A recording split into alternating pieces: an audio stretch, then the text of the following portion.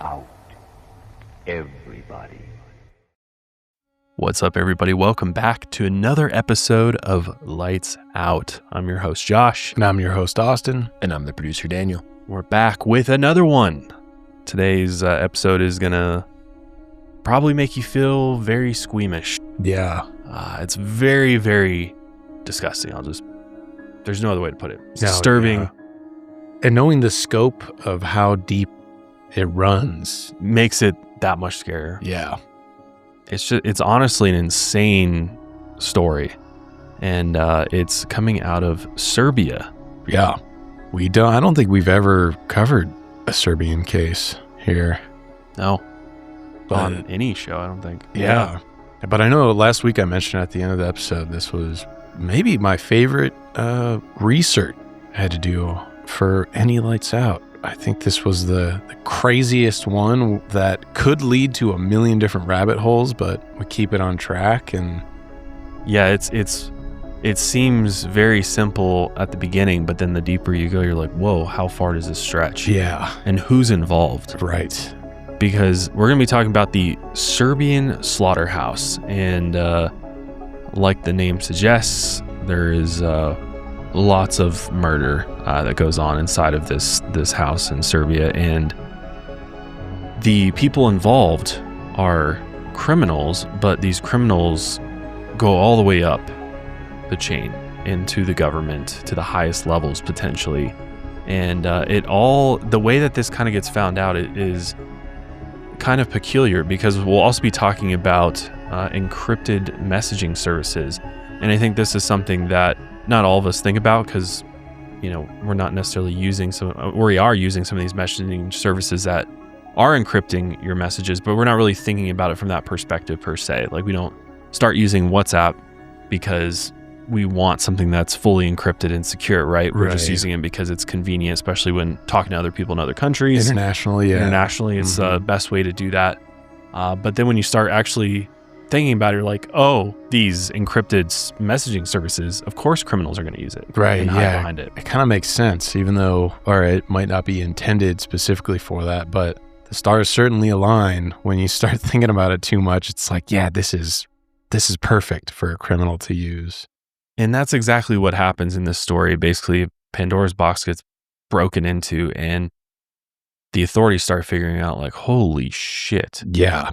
This one particular encrypted messaging service, Sky Global is the name of the company, and they start looking into these messages, and they start seeing the messages and seeing the images that are being sent, and it is the worst of the worst you could possibly think of when it comes to what one human can do to another human.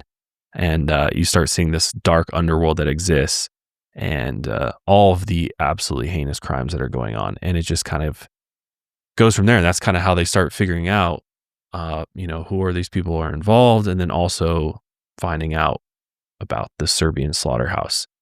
So this is it's really kind of a two-parter, because there's obviously the story of the Serbian Slaughterhouse, but then it goes so much deeper, because it's like, well, who's involved in running the Serbian Slaughterhouse? Yeah. Was it just this gang and the leader of that gang, or does that go even further? Yeah, and even like how they found this slaughterhouse in the first place. It's from basically international authorities were able to decrypt a bunch of encrypted messages, and it didn't just uncover this, but it uncovered a substantial amount of crimes across borders as well.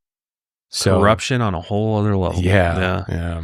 It kind of, because it really draws comparisons to, if you think of another example to compare it to, really the cartel and the Mexican government. Sure. A lot of similarities there. And it's dark. It's disgusting. So here's your warning. Yeah. Strap in.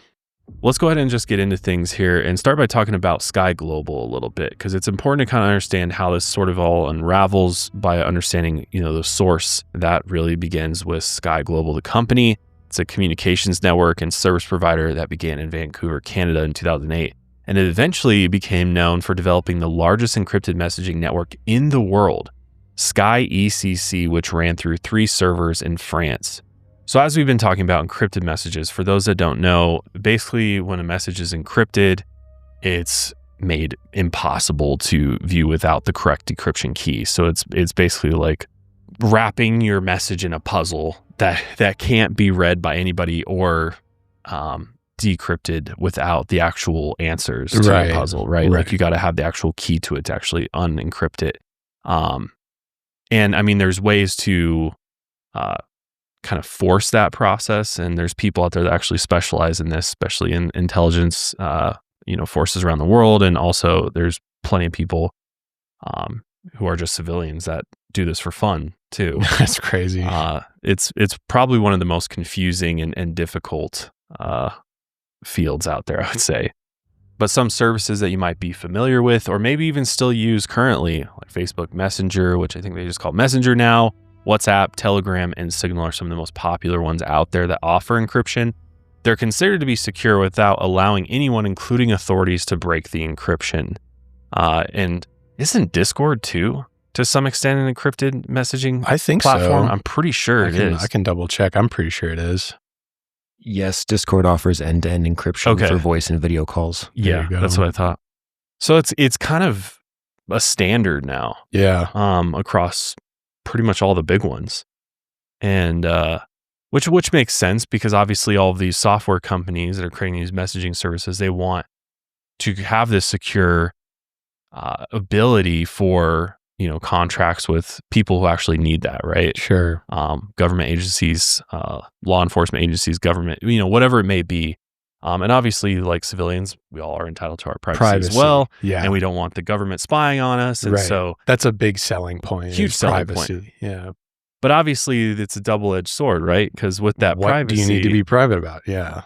If people feel like they have this privacy, there's always going to be people who are going to take the other side to that, right? They're going to do things they know they're not supposed to be doing, talking about sending messages about on those platforms. Yeah. If humans are good at one thing, we're good at taking a tool that has, some benevolent use for it and then making it heinous, using it in the worst way possible. Right. We're really good at that. So as you can imagine, it was only a matter of time before authorities discovered that a large portion of the Sky Global users were involved in international crime organizations. Because how convenient, right? Sky ECC became popular with criminals after its successor, EncroChat, was cracked in 2020 by French and Dutch investigators. They were able to intercept over 100 million messages sent via the EncroChat app. And this led to hundreds of arrests and uncovered a massive network of drug labs in the Netherlands. Police also seized 8,000 kilos of cocaine and 20 million euros. Crazy. It just gives you a glimpse into this is serious organized crime. Yeah. In June 2021, EncroChat sent out an emergency message to its users saying, "We can no longer guarantee the security of your device. You're advised to power off and physically dispose of your device immediately." Like, they got through. They broke encryption. Yeah. After EncroChat went down, many switched to Sky ECC to conduct their criminal businesses. And the app shared a lot of the same features as EncroChat. The devices looked like any regular smartphone, but they used a stealth mode operating system that could disable the phone's camera, GPS, and microphone to stop anyone from eavesdropping. A 6-digit code unlocked the phone. Flash messages could also be automatically deleted after 30 seconds. And the app itself was also hidden on the phone screen. If the user entered a panic code, the contents of the phone would be wiped immediately, and they could also be wiped remotely. And these are all great features for any criminal organization. Right. Like, great. It's going to be very difficult to get caught with their pants down, right? Right, exactly. And that's someone's going to be able to access their device, because if they're getting arrested, boom, boom, boom, Mm-hmm. quick little code, self-destructs, Yeah. And they'd have to even know about it in the first place if you don't know about it, which Sure. obviously most law enforcement agencies have probably been able to figure out it was on it, but still, a lot of great features for them. Sky was also very expensive compared to other forms of encrypted communication. It reportedly cost more than 1,000 euros to buy a Sky device with a 6-month subscription to the service. Yeah, definitely not cheap.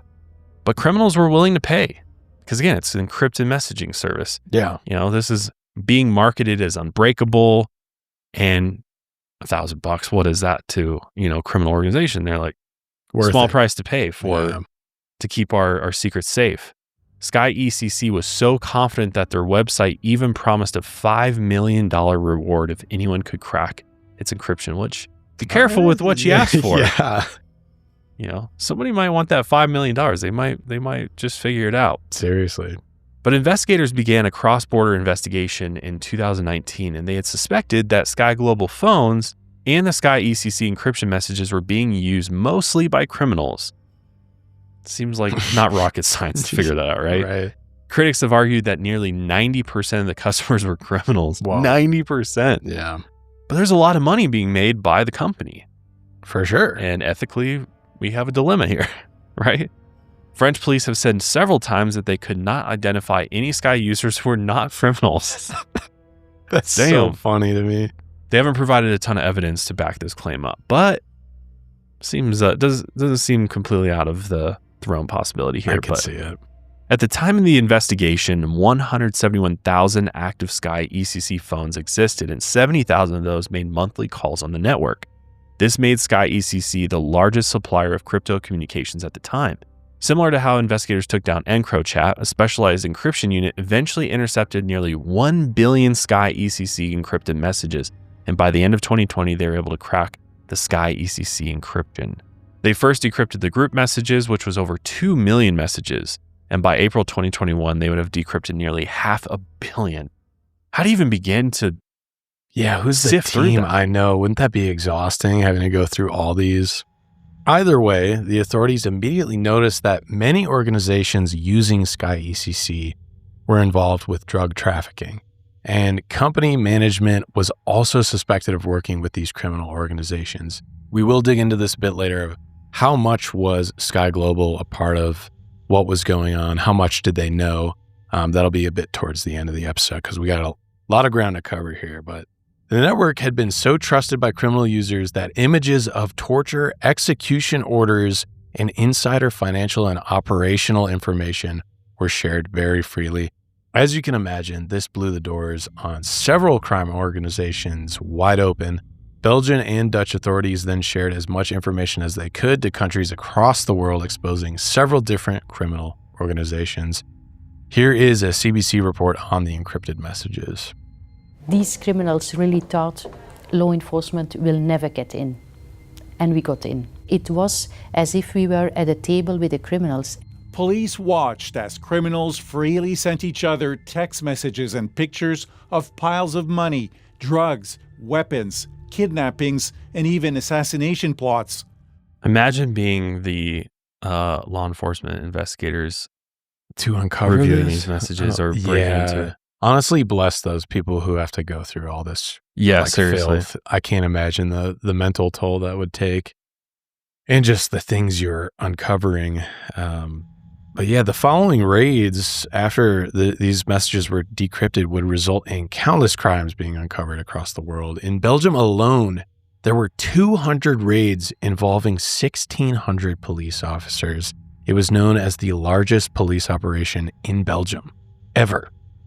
Try to imagine this. 17 metric tons of cocaine were uncovered. 17 metric tons. An elephant is between 2 and 6 metric tons. Yeah, so come on, man. 48 suspects were arrested. Some criminals were literally pulled out of bed and detained. The long list of arrests include lawyers, Hells Angels members, police officers, an employee of a public prosecutor's office, civil servants, tax officials, and hospital administrators. Good God. Many were suspected of providing information to criminal organizations. Some of them were known to be extremely violent. 1.2 million euros, diamonds, jewelry, 8 luxury vehicles, 3 ATMs, several police uniforms, and various weapons were also seized. As many Sky ECC devices as possible were also seized, which was one of the main goals of the raids, was to get these devices and see what was on them. Police then opened hundreds of cases relating to money laundering, corruption, arms trafficking, and violent crimes. About 70% of the Sky ECC users in Belgium were located in and around Antwerp, Belgium's biggest port. Belgium is also ranked 5th in the world as an entry point for counterfeit goods arriving by shipping container. Less than 2% of the containers are physically searched. So, God, I mean, you know, shipping containers, right? You just can't see. They're moving so many a day. You have no idea much is what's getting going through. on. Yeah. So they found 7 containers on the Dutch-Belgium border were discovered being used as a makeshift torture chamber. This was originally discovered when EncroChat was cracked by French and Dutch investigators, and the torture chamber was described as a, quote, hell-like prison. 6 suspects were arrested.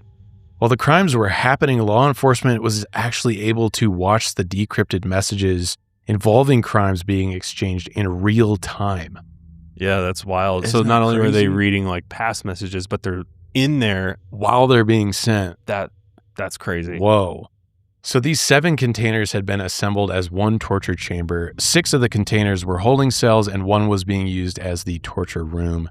Police reported, quote, in each of the cells, handcuffs were hanging from the ceiling and put on the floor so as to chain a standing person with their arms raised. Further, there was only 1 chemical toilet. The torture room was fitted with a single dental chair with straps on the armrests and footrests. And inside the room, police found pruning shears, loppers, branch saws, scalpels, pliers, extra handcuffs, finger cuffs, tape, balaclavas, as well as black cotton bags that can be put over a person's head. Police also found several sets of police gear and uniforms, including bulletproof vests and flashing lights. In a lot of these raids, they were uncovering police gear. So, like, that's terrifying to think about, that these organized criminals are impersonating themselves as police officers potentially. Yeah, and investigators like, God, my coworker could be involved. Right, yeah. Like, what? What do you even do? You You have a major problem when you've got all this law enforcement corruption going on. Right. Like, who can you trust? What if one of the people that's monitoring tips them off, or it's It's everywhere. Wild. Yeah. After the massive Sky ECC decryption that followed the EncroChat takedown, a public prosecutor said that they had breached the walls of organized crime. And he said that, quote, truly hallucinatory cases have been discovered.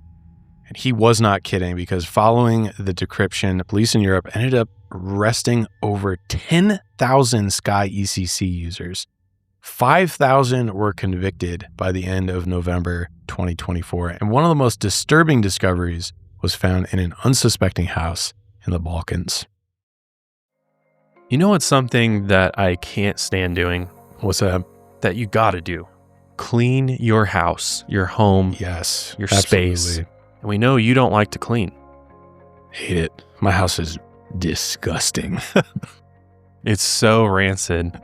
But Austin has some hope because of our sponsor today, HomeAglow. Thank God. You can now hire top-rated cleaners in your area to come and clean up that pigsty. Sweet. HomeAglow is there to help take care of the dreaded task of getting your house clean and tidy. All you have to do to schedule cleaning is simply go to HomeAglow's website to choose the day and time you're looking for and the duration of your cleaning to match with the cleaner. And then you can schedule as quickly as this week, or get something on the calendar for next month to check it off your to-do list early. Yeah, Austin might need more than just one cleaning. He might need a few cleanings. Multiple. HomeAglow will be there. And what's great is you can see reviews right on their website. You can see recent reviews from cleaners in your area. You just put in your zip code and then you can start seeing all of that. And then also they have a little guide to how much time you're going to actually need from the cleaners. So if you go to homeaglow.com/lightsout, you can put in your zip code to see those reviews from cleaners in your area. And then also you can see the special pricing that they have. So you can get a discount voucher for 2, 3, 4, or 6 hours of cleaning from HomeAglow, which gives you up to 82% off. So for basically a 1-bed, 1-bath home, take 3 hours of cleaning, and that costs just $19. Vouchers cover the full price of your first cleaning, so you don't have to worry. Your cleaner will be paid in full. And it sounds like they get all of the cleaners actually get all of the cleaning fees and tips. 100% go to them, which is awesome. Really great. I mean, if you think about it, when you move out, you got to clean up your house, right? If you're a renter, I've had this before where you clean up the house and you still get hit with a cleaning charge. Just hire some of these bad boys. It'll be way less than if they take it out of your security deposit. So just go hit up HomeAglow. Yeah, it's perfect for those move-out cleanings for sure. Yeah. Save money there. And then if you really like the service, the best part is their Forever Clean membership, which saves you $30 an hour in all future cleanings. Book unlimited cleanings starting at $19 an hour, backed by HomeAglow's happiness guarantee. And their services are only available in the US. But really, really great service. So take home cleaning off your plate this summer by using HomeAglow. Head to homeaglow.com/lightsout to get your first 3 hours of cleaning for only $19. That's HomeAglow.com/lightsout. And that house, known as the Serbian Slaughterhouse. A notorious criminal organization operating in Serbia had been using the modified phones and software from Sky Global. Right around the time that the encryption was cracked by investigators, this group of criminals was carrying out some of the most horrific crimes you can possibly imagine. They committed these crimes in secret in a regular-looking house in a rural suburb outside of Belgrade, the capital of Serbia. The investigators who uncovered these messages immediately shared them with Serbian authorities. And it looks like a regular house in Serbia. It looks like where you kind of Airbnb a place with your friends or something, right? Yeah, totally. It's got, looks like 3 floors, some balconies, and there's a big concrete wall in front. Yeah. But if you look around it, it looks like just a quiet street. Yeah. But inside was anything but that. By early 2021, police were concerned enough to search this property, and inside they discovered weapons, explosives, and drugs throughout the house. But the most shocking discovery was found beyond a secret door in the garage. This door, when cut open by investigators, led into a hidden room. It's literally a little cutout at the base of the wall there. Yeah, and you can kind of see where it looks like they had removed the drywall, and then when they put it back, they kind of patched it so you couldn't see. But man, the only hidden room you could have is that's not sketchy would be one of those library doors. Yeah. And you get a little reading nook in there. Yeah. Anything else? I don't want any hidden rooms in a house. There's nothing good that can come of that. Well, it's like in every horror movie ever. Right. It's always a hidden room somewhere. Always, yeah. Or a hidden basement or something that you didn't know about. You ever seen the movie Barbarian? Yeah. It's after that, hell no. Leading the tunnels and... Right. Then a second basement, and you're like, I'm good on this. Or like in Heretic. Oh, I haven't seen that yet. Do they have hidden rooms? Really good. Yeah. It's a normal looking house from the street, but then, it happens to go into a hill. Oof. Yeah, I'm good. Yeah, wild. But inside this hidden room, inside this ordinary home, they found an industrial meat grinder wrapped in thick plastic sheets. But this meat grinder wasn't used to process animals. This criminal organization had been using the meat grinder on human remains. They had tortured their victims, often decapitating them, extracting their organs, then cutting them up into small pieces, and then putting those remains through the industrial meat grinder, which is just absolutely disgusting. Serbian police and forensic experts detected several different human DNA samples on the machine and the walls of the room. Because you can imagine this is not a clean process whatsoever. Oh. It's honestly shocking to me that the photos from this police coming in look as clean as they do. Ugh. After using the meat grinder, they then bagged the ground remains and then carried them to the Danube River and dumped the bags in the water. Which the Danube River is no small body of water. It's actually the second largest river in Europe at 1,770 miles long. So they figured this will just get rid of the evidence. Yeah. And we break it down small enough, then no one will ever find it. Right. Authorities knew all of this because the criminal organization had taken pictures of everything and sent them through the Sky ECC messaging to brag about it. They'd also send these pictures to their enemies to taunt and threaten them. And the images are truly, truly disturbing, and a lot of them are blurred out, but you can imagine what's in there. And there's also some sketches of kind of what they were doing as well, which I think we'll be able to put up on screen because they're obviously just black and white sketches. But yeah, definitely can't show you any of the actual photos unblurred or anything like that. And I don't even know if they're out there. They probably are somewhere. Yeah, I think they kept a lot of them on lock, and even the publications who reported on these crimes were like, they felt like ethically they shouldn't really release them. Yeah. I mean, who wants to see that anyway? Right. They truly believed that the Sky ECC encryption could never be cracked. They were like, we're good. I mean, they'll never catch us, so we'll just use it however we want to. Yeah, and it's like, it's one of those things where if you are going to do certain things like this, thank God you're so stupid that they didn't use the function to where like the messages would be wiped or anything. Yeah, They just left them there. They thought they were so smart by using this meat grinder to dispose of remains. Yet they documented everything. It's like, dummies. What's the point of that? Yeah. But early on, the Serbian authorities were able to identify one of the suspects in these messages. And forgive us, we're about to go through some Serbian names here, but the way I believe it's pronounced is Veliku Belivuk. Probably could be better, but that's his name. Which his nickname is Velha, the Trouble. And sometimes he was called Soprano in the messages. And he was quickly identified as the leader of the group that used the slaughterhouse. He'd sometimes given an assassination order with the message, quote, "We're for it," followed by 3 emojis, 2 thumbs up, and a knife. The organized criminal group disguised itself as a soccer fan club, and the fan club called themselves Principi, which translates to the principled, and his group was allied with one of Serbia's most notorious criminal clans, Kovac. The acting head of the anti-organized crime unit of the Serbian police stressed that the group had been, quote, responsible for a series of the most monstrous crimes in the last couple of decades. They're known for violent and brutal kidnappings, murders, extortion, and drug trafficking. And without getting too much into the weeds, the Kovac clan is at war with the Shkaliari clan. So their war is sometimes referred to as the Cocaine War, and the conflict extends throughout the Balkans. The Principled were known for their street-level muscle, and they were obsessed with soccer, especially the Partizan team. Although that might seem odd, soccer in the Balkans is taken very, very seriously. It's this isn't just an ordinary game. Kind of football or soccer is life there. It's connected to a lot of the region's history and nationalism, and this fanatic obsession also gives the group easy recruiting grounds for their war. The group controlled the southern stands and the Partizan Stadium. So a criminal group owned a chunk of the stands. Yeah, that shows how ingrained they are here.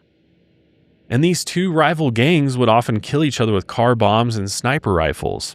These violent crimes left behind many bodies, and the number of casualties is estimated to be at least 85 in recent years. Not to mention that both criminal groups had bought countless Sky Global phones from resellers. The Kovac eventually developed a motto for themselves: no body, no crime. And they transformed the house outside Belgrade to completely destroy the bodies of their victims, and they nicknamed it the Slaughterhouse. 3 members later became eyewitnesses and filled in the gaps for the investigation, and the following accounts are a collection of eyewitness statements, encrypted messages, along with photo and video footage, and it's believed that at least 6 victims were murdered inside of this slaughterhouse. Here's what's known about the operations of the Serbian Slaughterhouse and the criminal group connected to it. It's important to note that these trials are still ongoing and some of the members deny any wrongdoing. Also, the Serbian justice system often keeps victims' names and personal information private to avoid sensational and unethical practices in journalism, but it is also important to note that the Serbian government has also been accused of being pretty unwelcoming and even hostile towards journalists, which we'll get into a bit later. Either way, we won't be mentioning the victims by name. With many of the following victims, the criminal group had to track them and surveil them without being detected, and this could last days or even weeks. The first victim was photographed and messaged about in the encrypted messages. He was also Veliku's friend at one point, but later he was deemed a traitor. Veliku messaged a group chat saying, quote, "Bro, this guy set me up. If everything goes well in a few days, he's going to the slaughterhouse." Veliku also said, quote, "I can't wait to strangle him." Investigators were able to obtain CCTV footage from the home, the Serbian slaughterhouse that we're talking about, Before the victim arrived to the house, several members of the group, including Veliku, were caught on the CCTV heading inside the house. The CCTV was then turned off moments later. It's assumed that they didn't want evidence of the victim or their crime captured on the CCTV, but they still ended up documenting it all on their phones. The journalists over at Organized Crime and Corruption Reporting Project who have seen the evidence have stressed how brutal and sadistic the images are. Instead of publishing these images, they created the illustrations that Josh mentioned earlier to describe what was going on. One photograph showed the victim with his hands bound behind his back.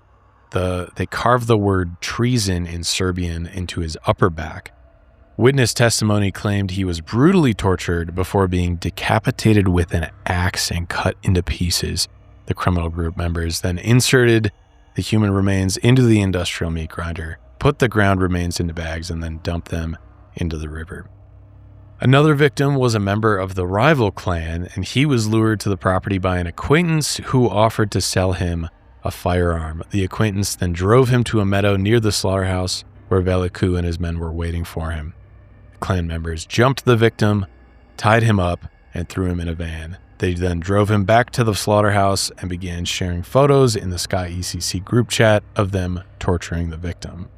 So there's a photo here with the victim, and for those who are listening, above the victim who is blurred out are two men who are smiling, which is highly disturbing. But these two perpetrators in the photo are Veliku and one of the members who would later become an eyewitness in the investigation. His name was Lalik, and he'll come back up a bit later in the investigation. But the men then cut off the victim's head with an axe, then they severed both his feet. They positioned his head and one foot on his lower back, put one foot where his head would be. With his own blood, they wrote Korach, pussy, on his back, and Korach was the name of the rival gang's leader. Then they took a photo of the body and sent it to the rival gang leader through Sky ECC with the words, "Let's send him a postcard." Veliku then messaged, "Look, Mexico in the middle of Belgrade. Haha." Which you even referenced. Literally joking about being as brutal as the cartel. Exactly. Another victim was the best man to one of the group members. He was also lured to purchase a firearm from the group, and they brought the man to the slaughterhouse and photographed him wearing what looked like an N95 mask and sitting on some sort of pull-out couch. If you remember, these crimes are taking place, around COVID. The men then made fun of his mask as they took the pictures and sent them to their friends through Sky ECC. They all knew the horrors that would follow, but they kept the man under the impression that he was just there to buy a firearm. Then they led him downstairs into the room where they would kill him. They took a picture of the man face down and bound with his hands behind his back, and then they sent it to the group chat. One of them mentioned, "He tripped." Another responded to the photo, "Awesome." Veliku then picked up the axe and chopped off the man's head. Another man chopped up the bodies and messaged about it.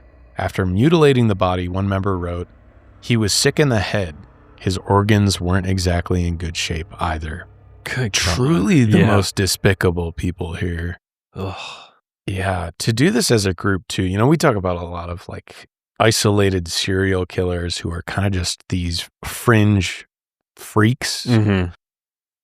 But the fact that it's just, it's all organized. They got a bunch of people to do this and normalize it and have fun with it is super, super disturbing. Yeah, the fact that he's even got humor infused in his messages. It's just, they clearly don't view humans as humans anymore. Right. It's just, they're their enemy, they're traitor, they're just worthless. There's nothing. Totally disposable. Just shows where their mind's at. Josh, you know what I'm doing tomorrow? What are you doing? I actually am working. I'm going. Yes, I will be working. But before work, I have a very, very early appointment with a doctor. Is it a PCP? It's a PCP, and I'm just getting my checkup. I like to get checked up on, get my blood drawn, make sure everything's A-okay. Especially after this past weekend. Oh, man, I ruined my body 4th of July weekend. I mean, God, it was too much red meat way too much beer. I definitely hurt my body this weekend, so my charts are probably going to be a bit off. But cholesterol's through the roof. Yeah. But I'm happy I'm going. It's kind of eases my mind because I do get a little bit paranoid with my health. Yeah. So ZocDoc makes it really easy to just go hit it up, go through their little portal. You put in your insurance. They make it really, really easy to find an appointment. And what I love to see is that all the doctors or whoever you're getting, any of your physicians, they're rated through ZocDoc. So you can kind of know who to trust, who not to trust. It's all right there. I found my daughter's pediatric dentist through ZocDoc. Really? I found, a really great kids dentistry office. Actually just got her next cleaning scheduled. That's awesome. Already, which is always fun to see a little, she'll be 3 when she goes to her cleaning. A little 3-year-old getting her teeth cleaned is one of the funniest things ever. Oh, I bet. They have to do some finessing. Oh, definitely. Yeah, they give you the big sunglasses for the light and everything. Yeah. So in addition to PCPs and dentists, I mean, you can literally search ZocDoc for any type of specialty. I mean, if you want to go to acupuncture, they've got it. If you want to go see a dermatologist for that rash you've been putting off, they got it. They've got ear, nose, and throat doctor. They got endocrinologists. They got everything. Midwife. You want to go see a midwife, you can schedule it here on ZocDoc. That's OBGYN. Awesome. Cool. I mean, any medical professional. But it's really easy to search by carriers, as Austin said. They make it's foolproof. I mean, this is just, it's so easy. You slide in for your appointment. You slide out. That's how I do it. Like Tom Cruise in Risky Business. That's how I come into busting all my through the windows. Yeah. So we love ZocDoc, if you can't tell, and we know you will too. So get on it. ZocDoc is a free app and website where you can search and compare high-quality in-network doctors and click to instantly book an appointment. So stop putting off those doctor's appointments and go to ZocDoc.com/lightsout to find and instantly book a top-rated doctor today. That's ZocDoc.com/lightsout. ZocDoc.com/lightsout, baby.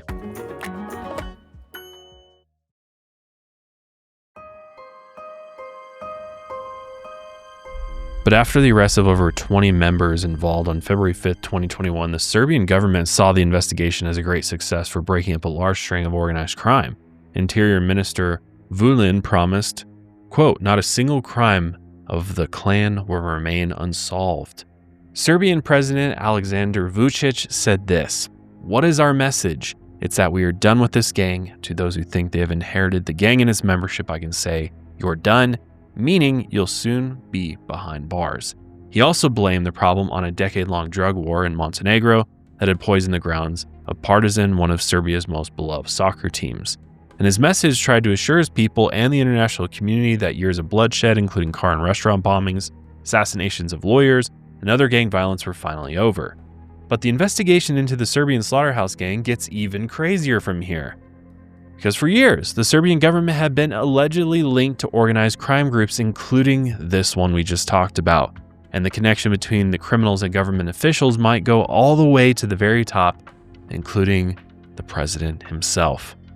Renowned Serbian journalist Stevan Dojčinović is known for his investigations into Serbian politicians and organized crime, which good for him, man. Yeah. I'm like, how is...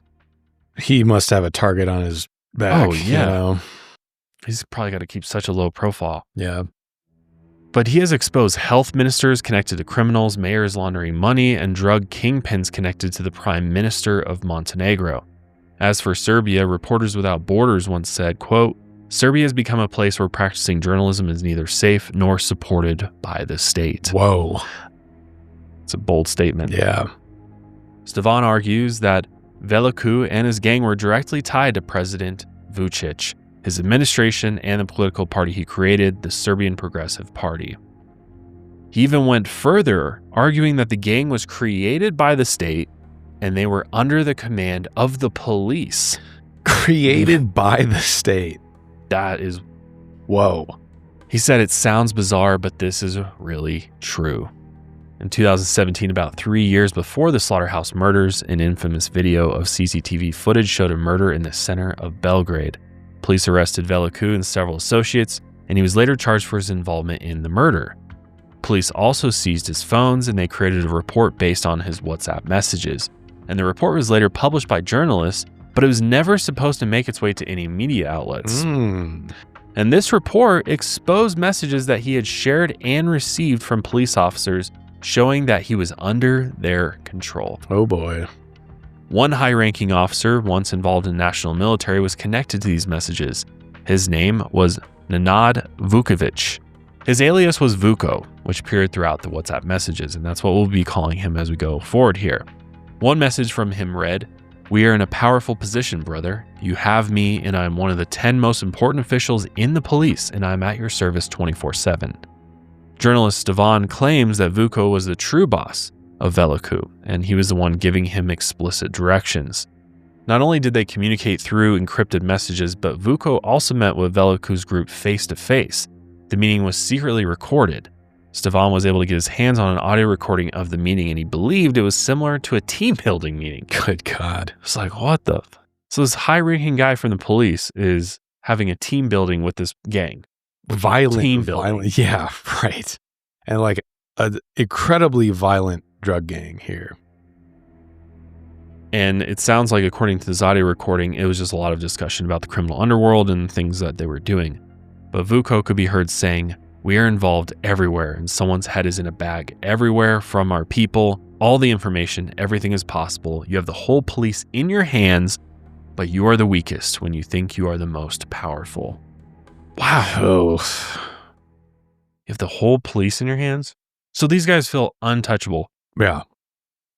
And I think it's because, this became international. This wasn't just, these decrypted messages with the French and the Belgians were like, whoa, we need to share this with the Serbian government. And the Serbian government, they probably want to know, right? God. Yeah. Like we might be in these. Yeah. Yeah. To clarify, these were from WhatsApp messages from before, during his arrest and involvement with this murder. But this is all connecting to the government and how much they were kind of buddies, or at least with the police, were buddies with Veliku. It was very clear that Vuko established himself as the boss of this group, and he continued working with the Serbian police force after this. And reportedly, he was never charged with a crime and is still on the police force to this day. How do you explain that? Corruption. Yeah. Other than just corruption, what? Because there's not enough evidence. It did cross my mind where it's like, was he trying to infiltrate this gang somehow? But then nothing really came of it, right? It's like, if he was trying to infiltrate it, he didn't do anything about it. So what answer are we How left do you get with? to keep your job as a law enforcement official when you walk into an organized crime meeting and don't arrest everybody? Yeah. When you tell an extremely violent criminal, I am at your service 24/7. It's crazy.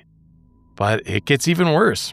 The WhatsApp messages also showed that Vuko wasn't the only government authority Veliku was communicating with. In one message with Vuko, Vuko said, "Be patient, please. Here is Diana begging you." The police report later confirmed he was referring to Diana Herkalovic. This was the state secretary in the Ministry of Internal Affairs since 2017, and she was the second most powerful person in the Serbian police. Vuko would continue referring to her as Diana or just D, and he would forward messages and commands from her to Veliku. The messages also revealed that she was not working alone.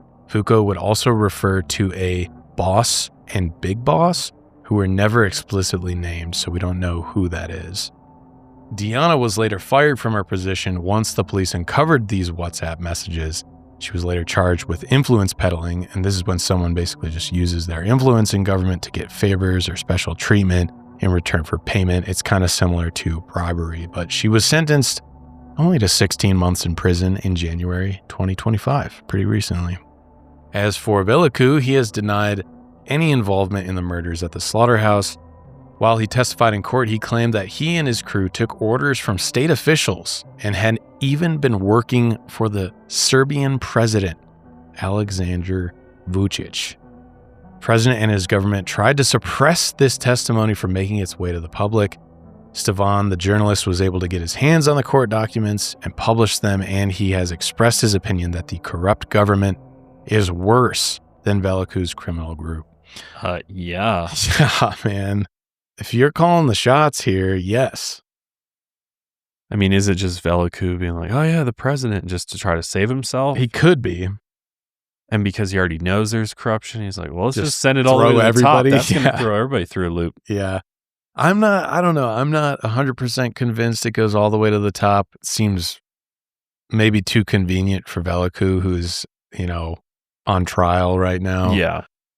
But his trial began in June 2024. He was charged with 7 counts of murder and a slew of other crimes. His right-hand man, Marko Miljkovic, was also charged with similar crimes. The trial was delayed since the president of a trial chamber or judge was changed. Veliku has argued that the encrypted Sky ECC messages were obtained illegally. He also claimed the evidence is unconstitutional, planted, and photoshopped. Many eyewitnesses, including former associates, have testified, and what's odd is that one associate, named Lalic, mentioned that the group's plan was to eventually overthrow the Serbian government and assassinate the president. The second in command, Marko, has denied this and called it imaginative. The trials for Veliku and the rest of the crew members are still ongoing. That's important to note. Lalic had made a deal with Serbian prosecutors back in 2022. This is the guy we mentioned earlier. He agreed to testify about his criminal activities, which included the 6 murders inside the Serbian Slaughterhouse. He was given the nickname the Smiling Butcher after that image of him grinning next to a badly beaten corpse was leaked to the press. In one message he wrote, "He has already lost a finger and is badly ruined, but the idiot thinks he will get out. I've already skinned him well." In his testimonies, he mentioned how easy it was to become a Sky vendor. All he did was fill out a form on the company's website. By his own admission, he generated as much as 120,000 euros per month in sales for Sky Global, and he had 1,600 Sky Global customers at the time of his arrest. All the while, he and the criminal group used the Sky ECC encrypted phones to organize and document the torture, dismemberment, and murder of their enemies. Lalic said he took advantage of his role to learn from Sky tech support that rival gang members were in Greece. He then passed that information to members of his group, and the rivals were killed soon after. He told French judges that he assumed Sky Global knew that its user base included members of organized criminal groups. He even admitted to saying he was involved with organized crime in his orientation sessions to become a reseller. He told Sky Global people, "I'm a part of organized crime. Is this okay?" He said Sky was well aware that its system was being used by criminal organizations and wanted to avoid prosecution. With this in mind, they advised us not to leave any trace and not to say that Sky was being used for criminal purposes. Pretty damning if that's true for Sky Global. They're just as much part of this criminal enterprise. Right. Lalic and 5 other Sky resellers were connected to Balkan organized crime. They even included a Croatian connected to a Serbian drug lord, a bank robber on the run in Spain with his wife, and a member of Veliku's rival gang. Turned out the rival gang also had their own Sky Global reseller. I'm curious as how much money was generated through this. There had to have been serious amounts of money. Serious. I mean, if Lalic, if his numbers are true, if you believe him, as much as 120,000 euros per month in sales for Sky Global as a reseller. Yeah, that's pretty good. That's just one guy. Right. So millions probably across it. And Sky's like, it's encrypted. Yeah, we'll be good. We're good. Nobody's going to crack this. Yeah. Man, I wonder if they were before they got involved with this, if they were having issues competing with other services out there. And so they were like, oh, maybe if we make this kind of cater this to the criminals, then we'll make a lot more money. I know some other encryption services, some encryption messaging services have come under fire before for authorities will reach out to the company and be like, hey, we think there's potentially extremely harmful material being sent on your app or criminal activity of some kind. And a lot of the companies are just like, well, that's not my problem. This is people's privacy here. And that's the big argument for it. We will get into that a bit later because even the Sky Global CEO, talks about, it's your freedom, it's your rights to privacy. So it's like, where do you draw the line? Yeah. It's horrific things happening, right. But also, protecting people's privacies. Yeah. I have a lot to say about that because it's like protecting people's privacy or saving lives. Right. I think, It's like, what are we going to do here? Yeah. Because of testimonies like Lawlix, the spotlight also focused on how much Sky Global was involved in aiding these crimes. After the raids in 2021, Sky Global said it firmly denies any allegation that it is the platform of choice for criminals. Okay. Because of course they did. We're not the choice. Yeah. They claim their phones were mostly for celebrities and businesses concerned with intellectual property theft. Yeah, okay. That's more like that's what your lawyers told you should say. Yeah. They also argued that they expected distributors were supposed to follow their terms of service, which prohibits criminal activity. So that should have prevented them from knowingly selling phones to criminals. Look at your own terms of service. Terms of service. Yeah, we had it in the terms of service. What a weak defense. After Sky ECC was cracked by investigators, Sky tried to protect their reputation and claim that their encryption was never cracked. They claimed that police distributed fake Sky ECC phones with the company's branding through illicit channels, tricking criminals into thinking they had the real thing. In other words, they claimed this was a copycat system, not the real Sky ECC. The CEO called the raids a threat to people's freedoms. But this didn't seem to be the whole story. Countless criminals did, in fact, use Sky's official products and services, and the police did crack their encryption. A federal prosecutor even joked that they would be sending Sky Global their account number so they could collect the $5 million reward offer for anyone that could crack their encryption. I love that. That's awesome. But by then, the company's website had already been taken offline, in fact, by the FBI. In August 2024, after a multi-year investigation by French judges, the Sky Global CEO, Jean-Francois Eapi, and 30 others associated with the company were indicted. This included senior Sky employees, distributors, and local vendors. Man, the magnitude of this investigation is insane. Isn't that nuts? The crimes included criminal association, money laundering, and distributing encrypted devices without proper registration. The CEO was also indicted in the U.S. for allegedly facilitating international drug trafficking through Sky phones. The indictment stated that the Sky Global devices were specifically designed to prevent law enforcement from actively monitoring the communications between members of transnational criminal organizations involved in drug trafficking and money laundering. As part of its services, Sky Global guarantees the messages stored on its devices can and will be remotely deleted by the company if the device is seized by law enforcement or otherwise compromised, which it kind of did. Yeah. Kind of did promise that. Right. CEO Eapi responded. That's his name. Eapi. He said, "There is no question that I've been targeted by law enforcement. They are after me. Sky ECC has been targeted only because we build tools to protect the fundamental right to privacy. That's all we care about. Yeah. Sky Global's technology works for the good of all. It was not created to prevent the police from monitoring criminal organizations. It exists to prevent anyone from monitoring and spying on the global community. The indictment against me personally in the U.S. is an example of the police and government trying to vilify anyone who takes a stance against unwarranted surveillance." Yeah. He's trying to make himself a victim, which is kind of funny, but we should dive into this conversation a bit more. I do want to we have a clip of him explaining himself. "I'm a privacy advocate. Your thoughts should belong to you. Your data should belong to you." Jean-Francois no matter how denies evil all the they are. charges. My technology was never made or designed or intended for criminal use. It just works perfectly for criminal use. I like how he's just trying to compare encrypted messages to my own thoughts. Like, yes, I do agree that my thoughts do belong to me. I don't have to send my thoughts through an encrypted messaging service, right? Yeah. I get wanting privacy online. Yeah. When I want privacy online, I just don't want my data to be stolen and used for targeted ads. Sure. If the authorities need to access my data to help solve a murder case, sure, I'm okay with that. I just don't want my privacy being sold to a bunch of different companies. That's all I want with internet privacy. That's it. Yeah. Yeah. Fuck those data brokers. 100%. Yeah, right. that just mine your data and then sell it and releases all your personal info out there. Yeah. I hate that shit.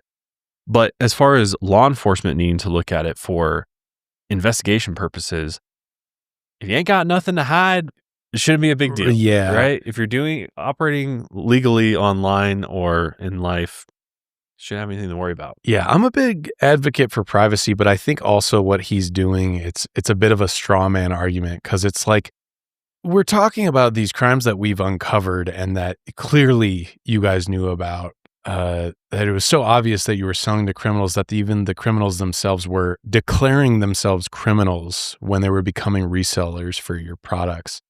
So he tries to keep rerouting the conversation to like, no, this is a conversation about privacy. We know that it's not. We have houses where there are meat grinders being used on humans. We're not talking about privacy anymore here. I get that it's kind of all baked into the chat of encryption, but it's really not that. And I think he just keeps trying to redirect it that way to make himself look like, no, I'm really this good guy. And this tool that we made was not meant to be used this way. Not my fault that they did it like that. But it's like, dude, your terms of service say you're not allowed to do this. So why was that allowed on your platform? That's what I never get with these platforms is, if your terms of service don't allow it, then why are you allowing it? Right, exactly. You have a responsibility to do that. Whether, because at what point is it illegal enough that it shouldn't be happening at all? You know what I mean? Like where's the line? Yeah. There's just no morals and ethics involved at all in this. It's just privacy at the core. Like, it doesn't make sense. No.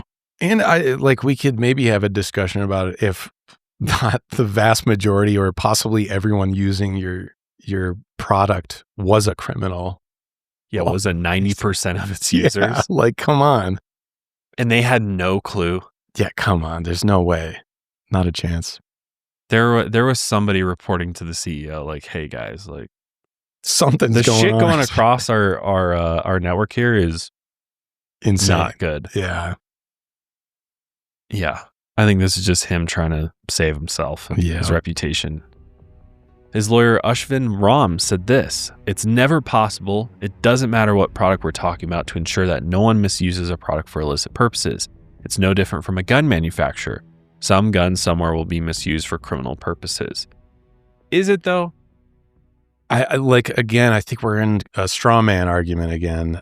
They just keep redirecting to these other things where it's like, now we're comparing this to guns. Sending a message is the same as a gun? Yeah, come on. What you do with a gun? There's some validity there. There's some logical. Yeah, I get it from that perspective. Because it's a tool, right? It's the same way where it's like a bunch of terrible things happen through computers, but we don't necessarily inherently blame a computer for the crime. Mm-hmm. So I get what they're trying to say, but it does go a bit deeper than that.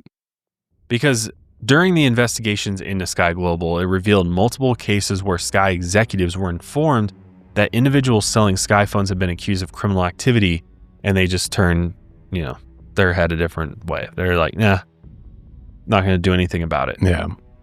One of Sky's biggest distribution companies, Global Wireless Solutions, was founded by 3 people with criminal convictions. Come on, man. No background checks ever none. in this company. Some were even for violent crimes. Another distributor was also co-owned by a business partner of a convicted arms trafficker. Yeah. It's just like, come on, guys. No HR at this company. No. Good God. And no background checks. Like you were saying, if you just run some background checks. But no, I think they knew they were being dishonest. We're not going to run the background checks. Because we don't want to know what we're going to find. What we likely know we're going to find out about these people. Because we need to make money. Yeah. Yeah. 10 resellers with ties to France were indicted by the Paris court, 7 of whom had prior convictions for offenses including drug and weapons trafficking. The Organized Crime and Corruption Reporting Project and the Crime Messenger also uncovered a dozen other resellers who also had criminal records, often for serious offenses. So what are the chances that all these resellers are criminals? Yeah. See, that's why I was like, at first, I'm like, okay, we can give them the benefit of the doubt. They're making all these arguments. It's about privacy. How do you explain that away? No, it's, come on. I don't know. Yeah, Come on. I'm not buying it. The odds don't make sense at all. No. And some of them even continued to engage with organized crime groups while selling the phones. Yeah. Oddly, there were no arrests of criminals who used Sky ECC in Canada, where Sky Global was headquartered. But across the world, Sky ECC was used to plan murders, cocaine smuggling routes, and heists across Europe from 2016 to 2021. And like we mentioned earlier, 10,000 Sky ECC users were arrested, and half of them were convicted by the end of November 2024. That's a lot. That's insane. That is insane. That's like great work, honestly. Yeah. And they still want to make you the argument like, no, we just made this. It's a tool. And it's meant to protect our privacy. For good folks out there that just want privacy. Yeah. And I do really agree. We're probably coming off as like we're ragging encryption too much or privacy too much. But no, honestly, like I'm a big advocate for privacy, and I use encrypted messaging all the time. It just kind of eases my mind that I know no one's like pilfering whatever I'm talking about. It's nice to know that it's there, and but not that I need it for anything this serious. I swear. But who are you talking to on your encrypted messaging? Yeah, Buko, what up, dude? Yeah, I mean, I don't know. I think we all expect some form of privacy. I think the reality, though, is like there is no privacy, really. Yeah, it's kind of gone. We're being watched everywhere. Doesn't matter where we are in the world. You know, it's a supermarket to the bank. Yeah, your cars are listening. Your phone in your pocket. Yeah, you know, you could be using your secure messaging thing, and your phone is viewing the screen the entire time. Your TikTok app is listening to you. Just sucking all that So it's like, and I get it, like from a messaging standpoint, you know, it makes a lot of sense. Or if you want a secure email service because you're worried about hackers, you're worried about people getting into your, just getting into your data, or if you've had your identity stolen, something like that, maybe you want to try to secure your communications that way. It makes sense. But I think regardless, these platforms have a responsibility just to like humanity to monitor, to have some sort of system, whether it's automated or not, which it should be automated at this point, to if something comes across this encrypted network that is inherently illegal, that it should do something about it. Yeah, be flagged because somehow. If criminals feel like there's safety in these providers, they're going to use them. Yeah. And I don't know. I mean, it really comes down to like a moral perspective, and like, do the pros outweigh the cons here? Is it, what are the pros versus what are the cons? And it kind of seems like at times the cons kind of outweigh the pros in a lot of ways, unless you are trading secrets, national security topics. It's like, what does the average person have, you know, from a secrets perspective that warrants that kind of privacy when somebody else is going to then use it for nefarious reasons? You know what I mean? Like if you have it, you know, available to somebody for just the everyday conversations because they just don't want their, you know, ISP provider to know what they're doing. But then it's like you use the internet too, unless you're on VPNs all the time, and you know, like all of your data is tracked, and even like, you know, even these as we've seen, these encrypted things can be cracked and hacked anyway. So it's like, is it all kind of just a facade? Yeah, it's like this false sense of security for what, you know, and like what, it could all be cracked, it can all be broken. Yeah, anything can be hacked. Right. And when it comes to Sky Global, it's like there were measures that this company could have easily taken to avoid this, right? Like you mentioned background checks. I mean, that would have been, they wouldn't have been able to, there would be no resellers, and there wouldn't have been any distribution companies for their products. But if they really just wanted to clean, even if they just wanted to protect themselves, they could have had measures, right? They didn't. A bunch of them were indicted. So like they didn't even bother to protect themselves when it came down to this. So it just seems like the whole thing front to back was a complete mess. Yeah. Well, and then the problem is too, is these services become so overrun by nefarious users and criminals that by you using it, like for example, we all here use Telegram. Yep. The amount of spam and So much sketchy crap, individuals dude. that Yeah. reach out to you on there is absurd. I hate it. I don't Yeah. feel like it's a secure platform at all. No. I feel like it's worse than most. Yeah, there, honestly. honestly, yeah. And it's supposedly secure, encrypted. Our messages are, but it's like, it's scary to think about who's actually using this. And if it seems like the percentage of good that it's doing versus the percentage of like shit that's not Yeah. is very lopsided. I was getting so many Telegram spam messages there for a while. I just kept responding. I was like, you want to go see the Minecraft movie with me? Just to see what they would respond. And I felt like a lot of it was even bots. Like they didn't even register. They're what I overrun by was bots. saying. That's the thing. These criminal organizations are now utilizing these, not just to communicate with each other, but hit up all the other, just casual users using the messaging platform. It's just like, what's the point of that? I don't get it. Then you're just it's like it's no different than your cell phone or any other service at that point. So how secure really is it if all these people can reach out to you on it? Right. Yeah. And try to trick you. you know?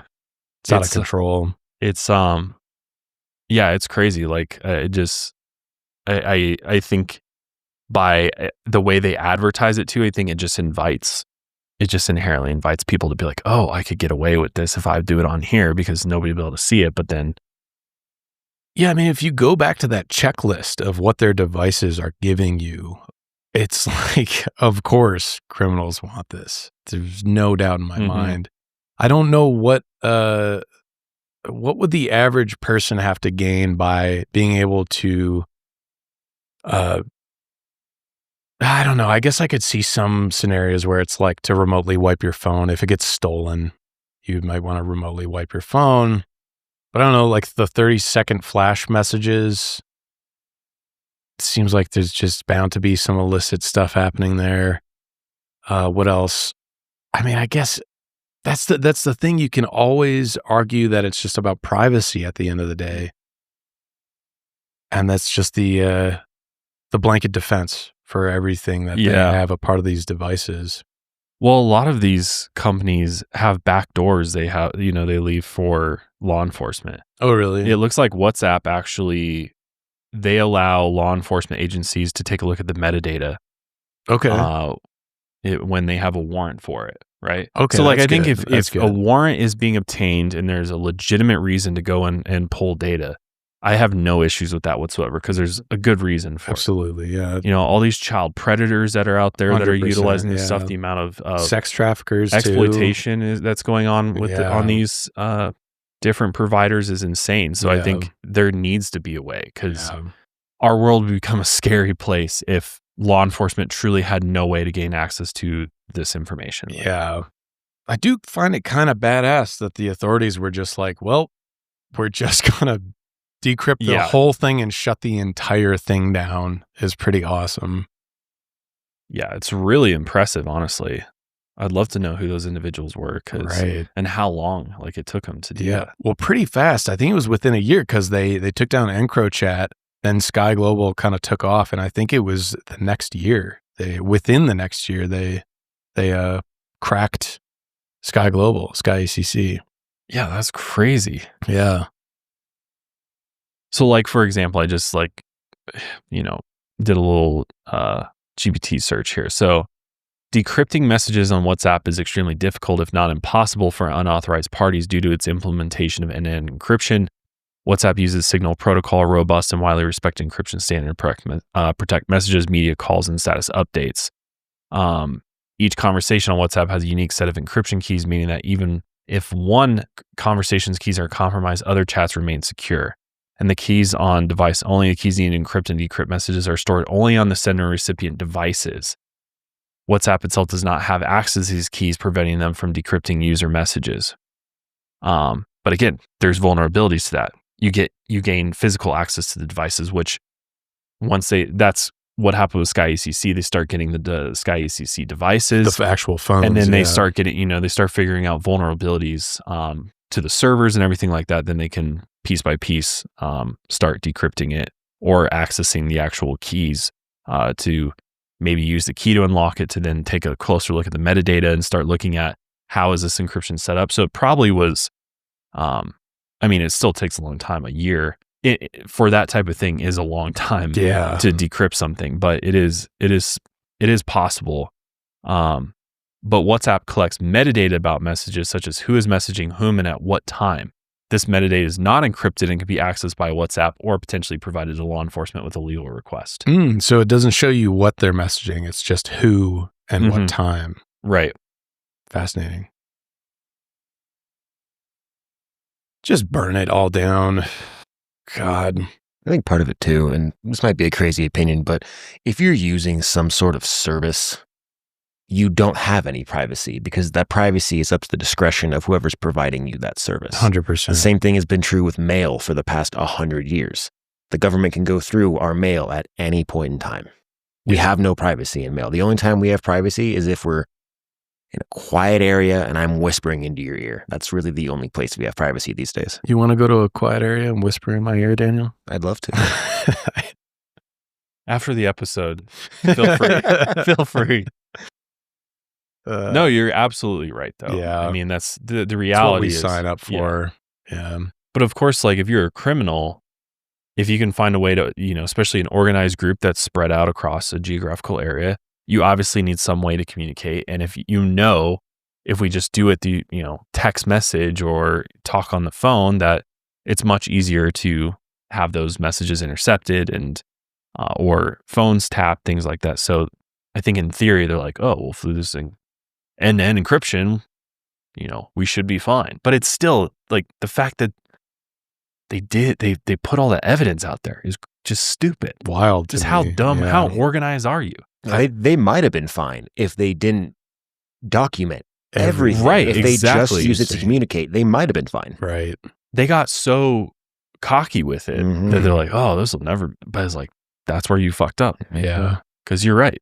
If they had not put all that evidence out there and then also just continue speaking sort of in code and everything, it'd been much more difficult to figure this out. I mean, because in theory, the way that they were murdering and then disposing of their victims was, in a way, had the authorities never found out about this house, they likely would have never figured out all the rest of it, Right. So just, which good thing they were so stupid. Right. That's what, I know we've talked about this they before. trusted this provider. Yeah, I know we've talked about that before. It's like, it's almost like I'm kind of thankful. If you're going to be this horrific criminal, it's hilarious. Good. God, you're stupid. Be the dumb one. Be the dumb one that documents everything you do so you get a swift conviction out of it.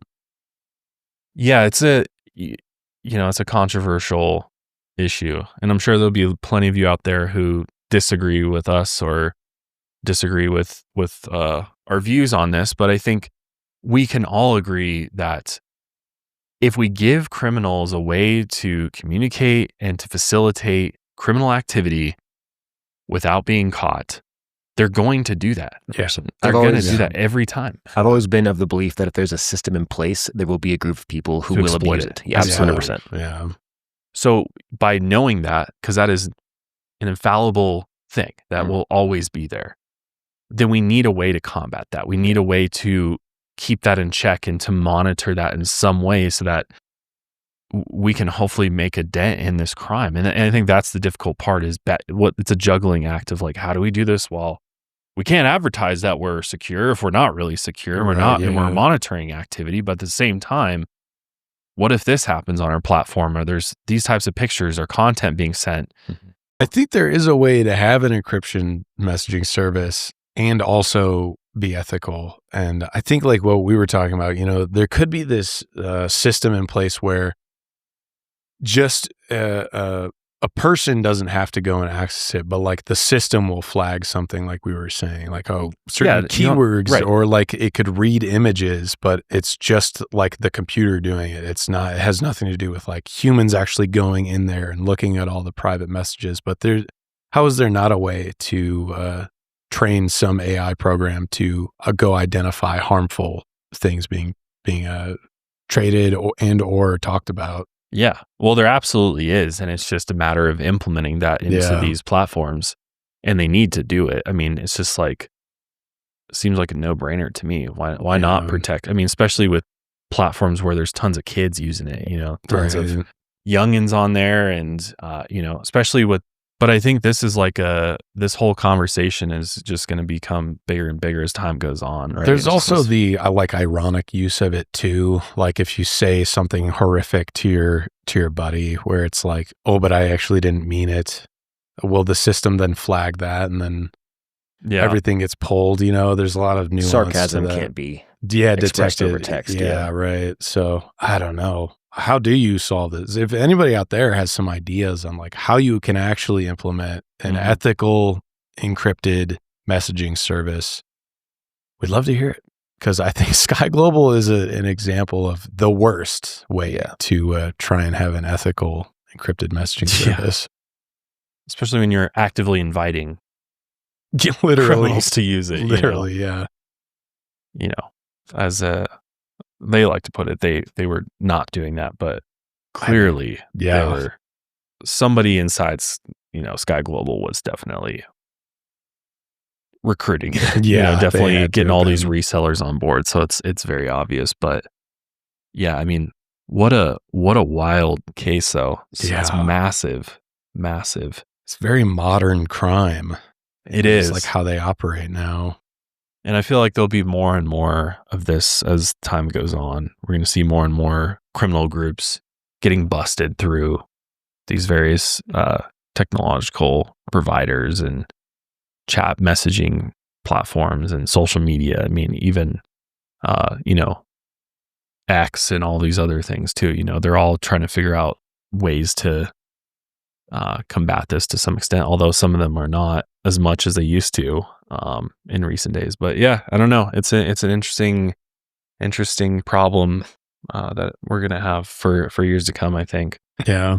But let us know your thoughts on this. Have you ever heard of this? I'm curious if we have any European listeners out there or anybody overseas that has heard of this story.